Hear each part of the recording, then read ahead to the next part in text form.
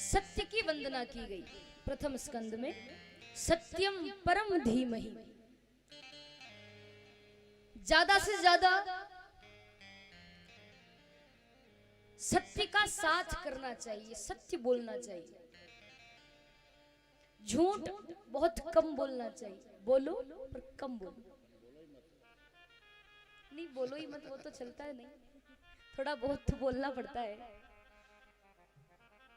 बोलो, हालांकि अगर ऐसा हो सके तो बोलो ही मत, बंदी कर दो झूठ बोलना, पर नहीं रहा जाता तो बोलो पर कम बोलो। इतना बोलो कि जितना आपका काम चल जाए या बन जाए। आपके झूठ बोलने से यदि किसी का काम बन जाता है तो झूठ बोलो, उसमें कोई पाप नहीं लगता, कोई मनाही नहीं। बिना किसी मतलब के छोटी छोटी सी बात पर झूठ बोलना, बार बार झूठ बोलना, ये गलत है। सत्यम परम धीमहि, ज्यादा से ज्यादा सत्य बोलना चाहिए। सत्य से बड़ा कोई धर्म नहीं है और असत्य से बड़ा, झूठ से बड़ा कोई अधर्म नहीं है। धर्म ना दूसर सत्य समाना, आगम निगम पुराण बखाना। सत्य से बड़ा कोई धर्म नहीं है। ज्यादा से ज्यादा सत्य बोलो, क्योंकि सत्य और कोई नहीं, स्वयं भगवान कृष्ण ही सत्य है। सत्य स्वयं परमात्मा है। वेद व्यास जी ने भागवत जी के प्रथम स्कंद में वंदना की तो शुरुआत में ना तो गणेश जी की वंदना की, ना दुर्गा माता की, ना शिव जी की, ना हनुमान जी की, ना राम जी की, ना कृष्ण जी की, किसी भी देवी देवता की वंदना नहीं की। उन्होंने केवल सत्य की वंदना की है। आपने कभी रामचरितमानस पढ़ी हो या रामायण सुनी हो, तुलसीदास जी ने सबकी वंदना करी। संतों की वंदना, ब्राह्मणों की वंदना, सदगुरु की वंदना, भगवान की वंदना, यहाँ तक कि तुलसीदास जी ने तो पापी व्यक्ति की भी वंदना कर दी। बंदहु संत असज्जन चरण। पर वेद व्यास जी ने किसी देवी देवता की वंदना नहीं की। उन्होंने सोचा कि अगर भागवत जी के प्रथम स्कंद में मैंने गणेश जी की वंदना कर दी तो लोग सोचेंगे कि ये ग्रंथ गणेश जी का है, इसीलिए शुरुआत में वंदना की। माता जी की वंदना करूंगा तो लोग सोचेंगे कि ये ग्रंथ माता जी का है। हनुमान जी की वंदना करूंगा तो सोचेंगे कि हनुमान जी का है। इसीलिए किसी देवी देवता की वंदना नहीं की, उन्होंने केवल सत्य की वंदना की, क्योंकि सत्य स्वयं परमात्मा है। सत्य में सारे देवी देवता आ जाते हैं।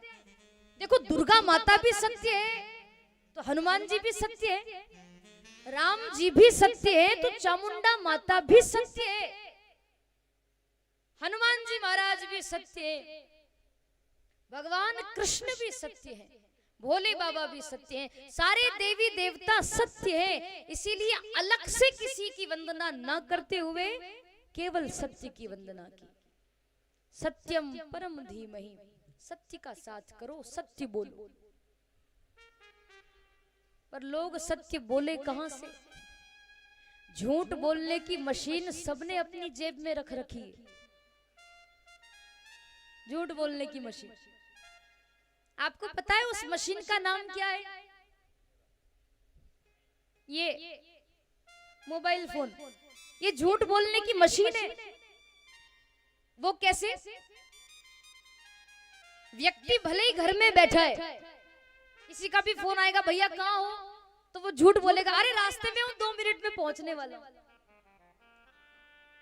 वो घर में बैठा है पर फोन आएगा तो वो झूठ जरूर बोलेगा कि रास्ते में हूं, 2 मिनट में पहुंचने वाला हूं। मशीन ऐसी, ये झूठ बोलने वाली ऐसी मशीन है, अच्छे अच्छे को झूठ बुलवा देती है। वो बोलते हैं लोग, पर नहीं बोलना चाहिए। कोशिश करो कि जहां लगे वहां झूठ बोलो, बाकी तो सत्य बोलना चाहिए। सत्य की वंदना की। और इस भागवत जी के जो मुख्य वक्ता हैं, कौन है? श्री सुखदेव जी महाराज। उनकी वंदना की गई। श्री सुखदेव जी महाराज को आप हम सब प्रणाम करते हैं। और सुखदेव जी का नाम आया है तो मुझे भी एक बात याद आ गई कि कल से यहाँ पर एक शुक यानी तोते, शुक कहते हैं तोते को, एक तोते का पिंजरा भी रख देना, है ना, क्योंकि किसी के भी घर हो तो एक पिंजरा लेकर के कल आएंगे तोते का, उनको यहाँ विराजमान करेंगे। क्योंकि आज तो खैर जल्दबाजी में हम लोग भूल गए, शुरू दिन तो देरी भी होती है और कोई ना कोई काम रह भी जाता है, चलता है वो तो, भगवान सब क्षमा करते हैं। पर कल से, क्योंकि भागवत जी के मुख्य वक्ता हैं श्री सुखदेव जी महाराज, सुखदेव जी की वंदना की गई। आपको पता है सुखदेव जी का प्रागट्य कैसे हुआ? एक बार गोलोक धाम में राधा रानी जी की गोद में सुखदेव जी क्रीड़ा कर रहे थे, खेल रहे थे, क्योंकि शुक कहते हैं तोते को। तोता तो सब समझते ही है ना, कहीं कहीं जगह तोते को मिट्ठू भी कहते हैं, मिट्ठू, पर तोता। वो सुखदेव जी राधा रानी जी की गोद में ऐसे खेल रहे थे, तो राधा रानी जी ने कहा कि बेटा सुखदेव तुम पृथ्वी पर जाओ और वहां जाकर के जन जन में भागवत जी का प्रचार प्रसार करो, ताकि लोगों को पता चले भागवत जी सुनने से क्या लाभ मिलता है, क्यों कराई जाती है भागवत कथा, क्यों सुनी जाती है, खूब प्रचार प्रसार करो। सुखदेव जी कहने लगे कि देखो मैया, मैं पृथ्वी पर जाऊंगा ना तो पृथ्वी पर जाने के बाद में मैं माया जाल में फंस जाऊंगा, और ऐसा फंसूंगा कि जो 2-4 माला आपकी यहाँ जप कर लेता हूं ना, पृथ्वी पर जाने के बाद तो वो भी छूट जाएगी। वहां जाने के बाद तो व्यक्ति तेरे मेरे में फंस जाता है, परिवार मेरा है, बच्चे मेरे हैं, पत्नी मेरी है, इसी में उसको फुर्सत नहीं रहती। सुखदेव जी ने कहा कि मैं नहीं जाता, मैं तो यही अच्छा हूं, यही भजन करूंगा। राधा रानी जी ने कहा कि बेटा सुखदेव मैं तुझे आशीर्वाद देती हूँ कि पृथ्वी पर माया का असर तुझ पर नहीं होगा, तू जा तो सही, मैंने आशीर्वाद दिया है, माया तुझे नहीं सताएगी। तब सुखदेव जी आए पृथ्वी पर, कैसे? कैलाश पर्वत पर, जहां भगवान शिव पार्वती जी रहते हैं, उस कैलाश पर्वत पर सुखदेव जी एक अंडे के रूप में वहां प्रकट हुए।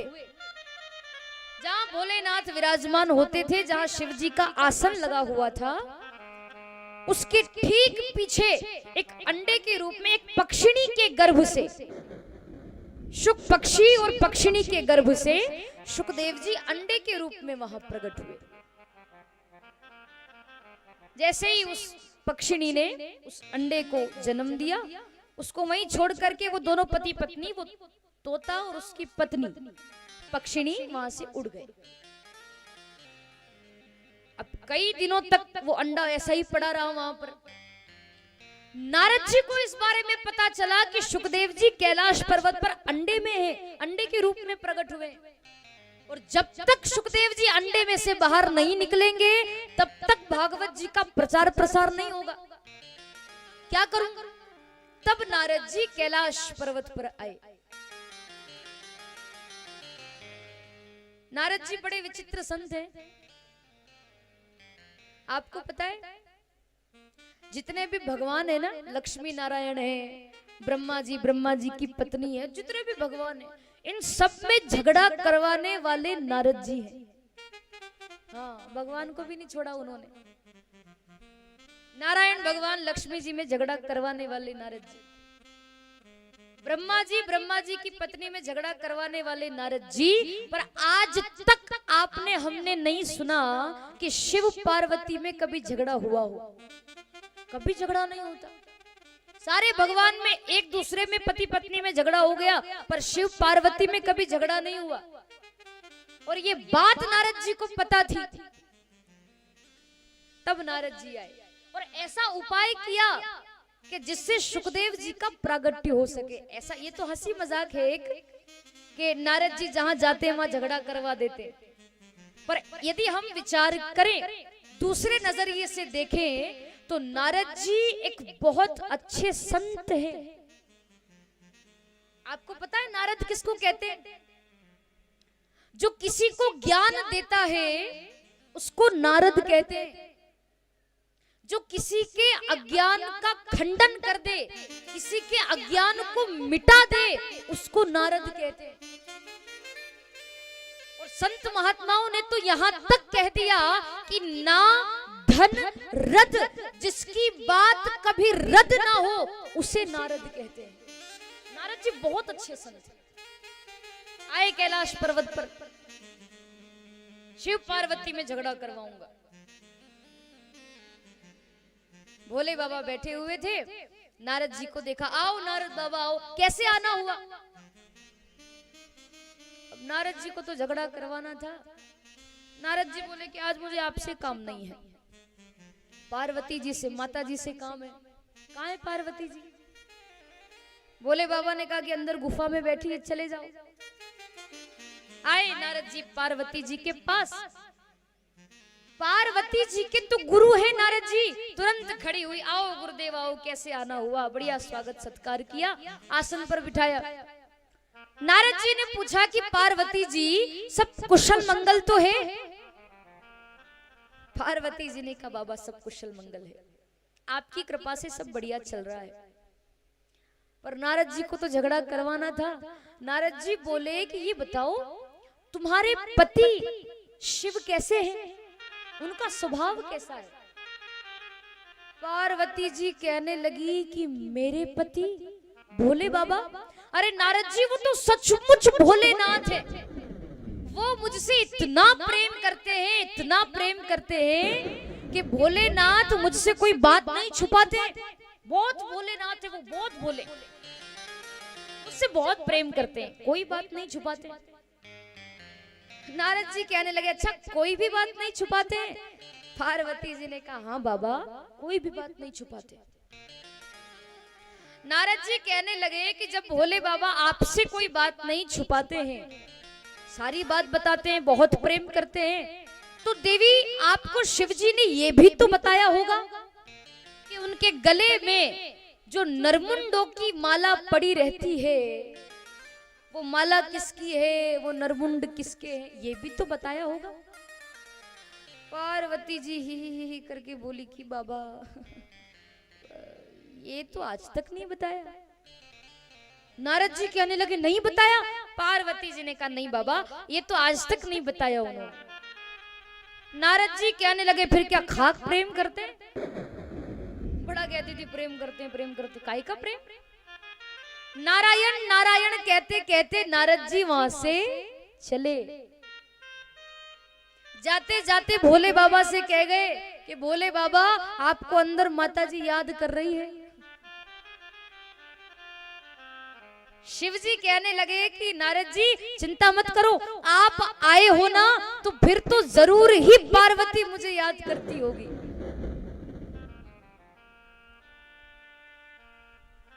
नारद जी नारायण नारायण कहते कहते वहां से चले गए। शाम का वक्त हुआ। अच्छा पार्वती जी गुस्से में बैठी थी। एक तो मैंने इनकी तारीफ की कि मुझसे बहुत प्रेम करते हैं, कोई बात नहीं छुपाते, और ये है कि इतनी बड़ी बात मुझसे छुपा ली। आने तो शाम को बताती हूँ। फिर गुस्से में बैठी थी पार्वती जी। भोले बाबा आए, आकर बैठे पास में। देवी क्या बात है, ऐसे गुस्से में क्यों बैठी हो? तुम्हें किसी ने कुछ कहा क्या? किसी गण ने तुम्हें कुछ कहा हो या घर की याद आ रही हो? क्या बात है, ऐसे गुस्से में क्यों बैठी? पार्वती जी गुस्से में बोली कि तुम मुझसे बात मत करो, तुम बहुत बेईमान आदमी हो, बहुत कपटी हो तुम, स्वार्थ साधक कुटिल तुम, सदा कपट व्यवहार, मुझसे बात मत करो। भोले बाबा कहने लगे कि मैंने ऐसा कौन सा कपट कर दिया तुम्हारे साथ? मैंने ऐसा क्या किया, कुछ बताओगी तभी तो पता चलेगा ना। मैंने क्या किया तुम्हारे साथ ऐसा कपट?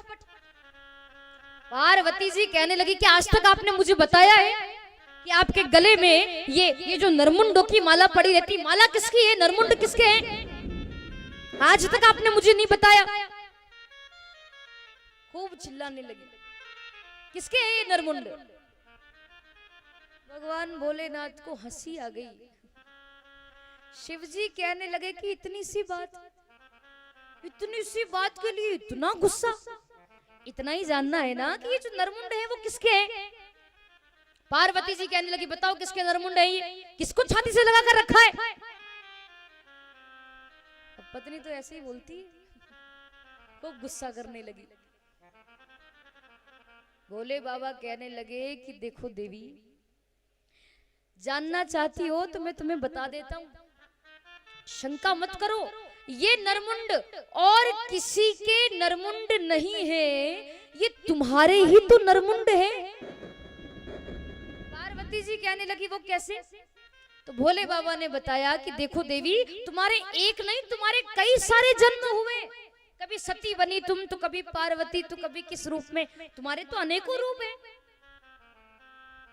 बहुत जन्म लिए तुमने, बहुत बार तुम्हारी मृत्यु हुई, और जब जब तुम मरी, जब जब तुम्हारी मृत्यु हुई, जब जब तुम मरी, जब जब तुमने अपना शरीर छोड़ा, तब तब मैंने तुम्हारे नरमुंड अपने हृदय से लगाकर रखे हैं, तुम्हारे ही तो हैं, और किसी के नहीं, तुम्हारे ही हैं। अब पार्वती जी ने सोचा कि मैं भी तो गिनूं कि मैं कितनी बार मर चुकी हूं।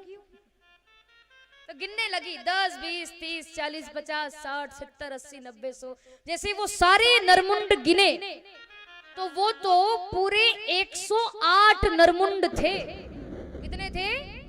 108। पार्वती जी कहने लगी कि स्वामी मैं 108 बार मर गई हूं। शिव जी कहने लगे हाँ तुम 108 बार मर गई हो। पार्वती जी कहने लगी कि बाप रे, मैं 108 बार मर गई और आप एक बार भी नहीं मरे। आपने ऐसी कौन सी जड़ी बूटी खा रखी है कि मैं 108 बार मर गई, आप एक बार भी नहीं मरे। भोले बाबा ने अपना माथा पीटा कि रे देवी, मैंने कोई बूटी बूटी नहीं खाई, मैं कोई अमर जड़ी खा के थोड़ी आया, पर हाँ मैंने अमर कथा का पान किया है, मैंने अमर कथा सुनी है। बस पार्वती जी ने वो बात पकड़ ली कि ये अमर कथा क्या होती है, अमर कथा किसको कहते हैं। तब भगवान शिव ने बताया कि श्रीमद् भागवत कथा ही अमर कथा है, श्री राम कथा ही अमर कथा है। तो मैंने अमर कथा सुन रखी है, मैंने अमर कथा का पान किया है। और अमर कथा का मतलब ये नहीं होता कि आपने भागवत कथा सुन ली या राम कथा सुन ली तो अब आप मरोगे नहीं। नहीं, देखो मरना सबको है, एक ना एक दिन आपकी भी मृत्यु होगी, एक ना एक दिन मुझे भी मरना है ना।